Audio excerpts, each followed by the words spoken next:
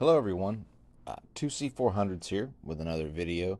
This is going to be just a helping guide. This is not a tutorial. This is not really a step-by-step.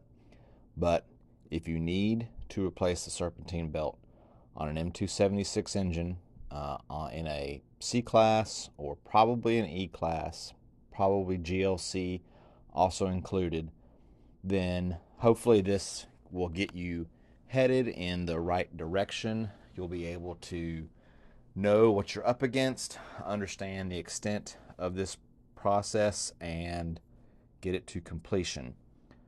First thing I want to talk about though is some tools you'll need, some specialty tools. It's always nice to have a good pick set, multiple ratchets. You're going to need 3/8 and 1/4 inch ratchets, extensions. Having a good magnet is always handy. These yellow pry bars here and a metal pry bar, smaller metal pry bar, also very handy. An electric ratchet, super useful for this job. But what the non-negotiables are is you're going to need a set of Torx bits, a set of E-Torx sockets.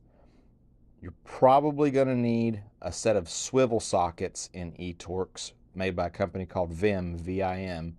And you're almost certainly going to need this specialty ratchet set, this super low profile ratchet set with E-Torx sockets. And you're going to need everything to get the car in the air, whether that's jacks and jack stands, however you're going to do it. You are going to need to put the car up. I needed to remove a wheel to get access, and I'll show you that.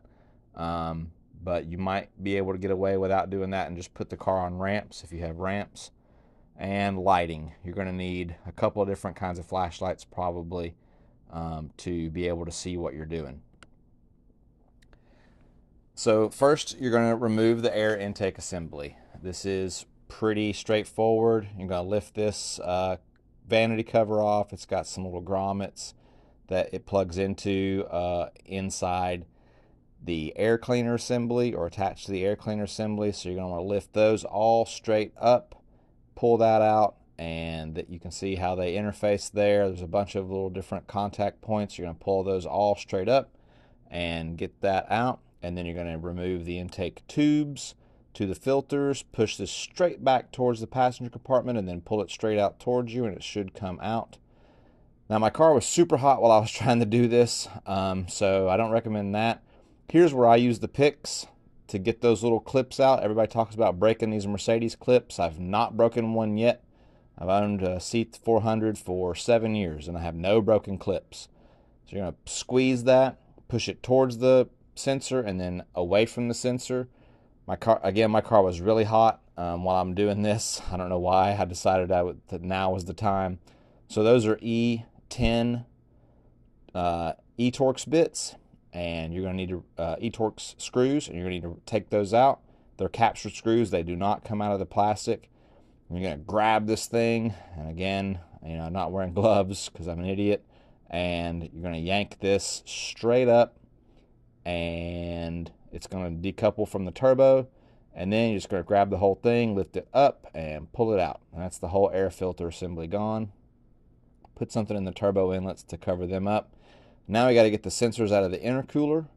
So we got one sensor there, another one there that uses that standard Mercedes clip I just showed you earlier, and another one here that also uses the standard Mercedes clip. What I didn't do and what I should have done was replace these sensors while I was in there. They do go bad, pretty common. I would suggest that you do that.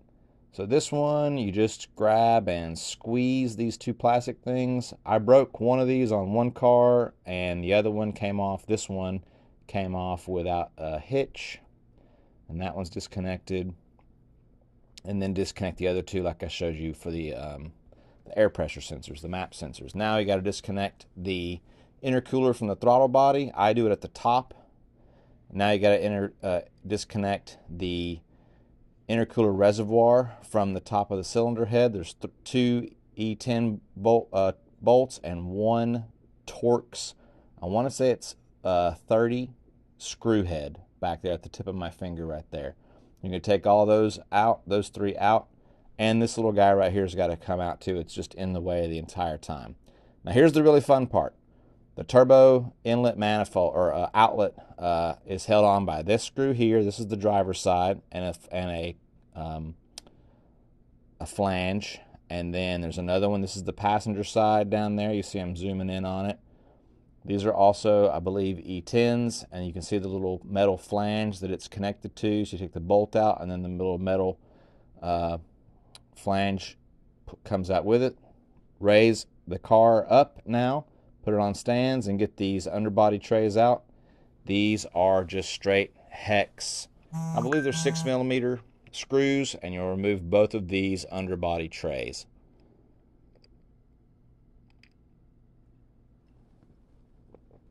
Now you're going to remove the lower or disconnect the lower portion of the intercooler pipes. It's important to know that there's 3 places the intercooler pipes are held onto, so the intercooler pipes won't move yet. You got to get through this little gap right here on the driver's side to get to get at this bolt that I'm going to try to zoom in on. You can see it just above the intercooler or the turbo outlet pipe there. That E10 Torx head bolt right there has got to come out, and this is where you can see it from the bottom. You can see I'm struggling because I'm a thick boy and I'm trying to get under this car with not a lot of room, and right through that little triangular gap, you can see where the screw was, where the bolt was. That hole right there is where I had to take it out from, and I had to lace it in from the driver's side wheel arch with a bunch of 1/4 inch extensions, because the VIM swivel sockets are 1/4 inch. And then this is the passenger side one. So this is like the intermediate bolt on the turbo that holds the flange of the turbo to some kind of bracketry.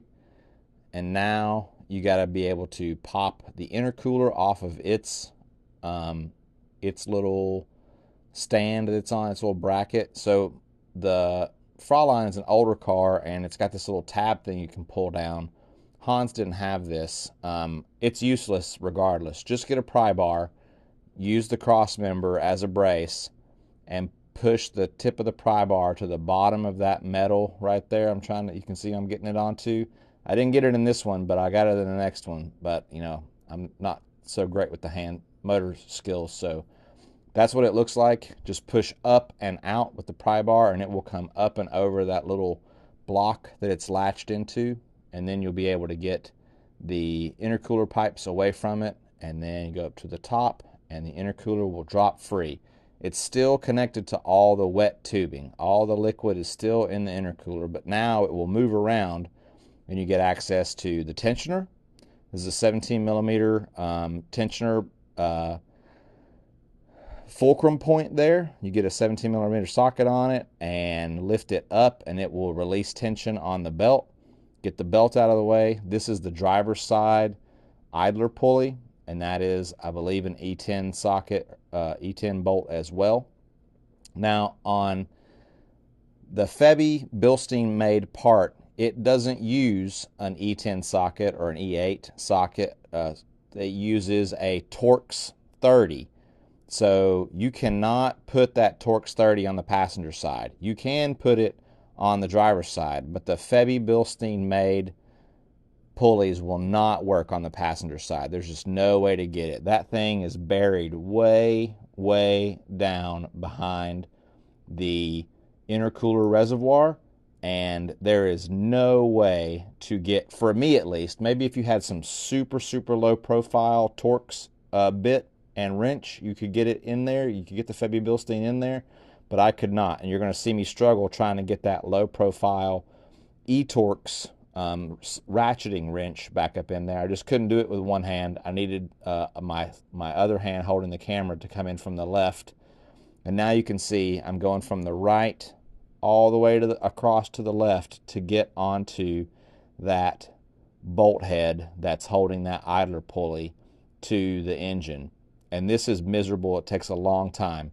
And then you're just going to take the replacement belt, go from the driver's side across to the passenger side and loop it up and over that big pulley you can see spinning there, and then bring it down to the bottom pulley on the left there and over the idler pulley, and you should be good.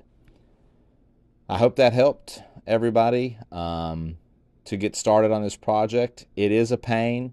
It does take a couple of hours at a minimum, but I think if you know what you're getting into and you have a good idea of where the pain points are going to be, you can get this done in 2 to 2.5 hours without really a lot of struggle. It took me over a day the first time, but the second time I did it, I was done in 2.5 hours, and I had no idea what I was doing the first time.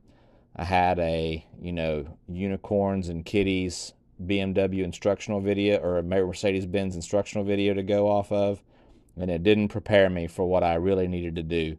Hopefully this will prepare you, and you will be good to go and keep your M276 equipped car on the road for many more years.